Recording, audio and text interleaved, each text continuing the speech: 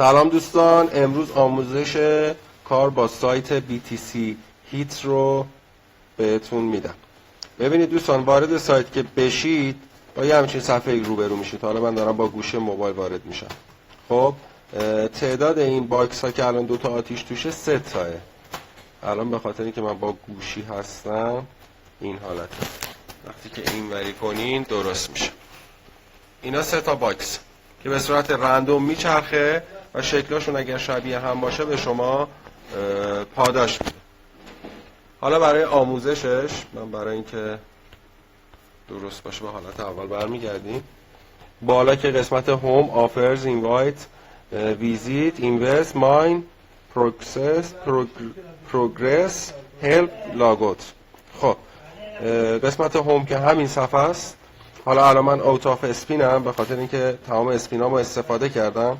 شما هر 3 ساعت یک بار، الان اینجا میبینید 48 دقیقه مونده، به من 15 تا اسپین میده. ممکنه به شما 5 تا یا 10 تا بده. با گرفتن زیر مجموعه شما میتونید این اسپیناتون رو افزایش بدین. ناکن پایینش هم نوشته 6 نفر دیگه رو من بیارم، به جای اینکه هر 3 ساعت 15 تا، هر 3 ساعت 20 تا به من میده. بعد این بالا موجودیتونه. الان 0.01 موجودی منه، حدود 66 دلار. این تو حداقل کمتر از یک هفته به دست آوردم. ویدرا هم که مثل همیشه برای برداشت. این سایت هم تبلیغات زیاد داره دوستان عزیزم. تبلیغات رو سعی کنید باز نکنید. نکنید حداقل برداشت تو ویدرا رو که بزنید 0.035. من الان 30% رو پر کردم. اونی کلوز میکنیم. این پی تیبلش هم که نشون میده که چه امتیازایی داره این عکسایی که شبیه هم بیاریم. اینم از پی تیبلش.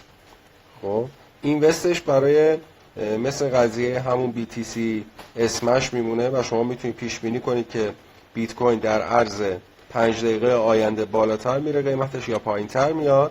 حالا الان مال من چون هیچی حرکت برای بازی ندارم نمیتونم، اینجا چیزی نشون نمیده که من بخوام شرط بندی کنم. انتخاب میکنید تعدادی که میخواین و پایینش هم انتخاب میکنید که بالاتر میره یا پایینتر. 5 دقیقه صبر میکنید تا مشخص بشه. حالا برمیگردیم تو قسمت هوم دوباره. تو قسمت هوم این ساعت هم که نشون میده الان من 47 دقیقه دیگه 15 تا اسپین میگیرم. اینوست هم بهتون گفتم. یه قسمت داره به اسم آفرز که الان زده نیو. توی این قسمت میتونید شما بازم حرکت به دست بیارید. حالا چطوری؟ اینجا نوشته این نرم افزار مال آیپد و آیفونه، دانلودش کنید، نصبش کنید تا لول 5 آنلاک کنید، 10 تا بهتون حرکت میده. همینطوری چند تا داره این قسمت ها. برمیگردیم تو قسمت هوم. ببینیم دیگه چیزی نمونده توضیح بدم. قسمت های مهمش اینه، ماینینگ هم داره، استفاده نکنیم، ولی توصیه من اینه که استفاده نکنیم. این قسمت هم که ریفرالزه برای گرفتن زیر مجموعه و تعداد زیر مجموعات. الان من 24 تا زیر مجموعه دارم، لولم 3 از 5. همون لولتون گفتم هر چقدر بالاتر میره تعداد حرکتاتون بیشتر میشه توی هر 3 ساعت.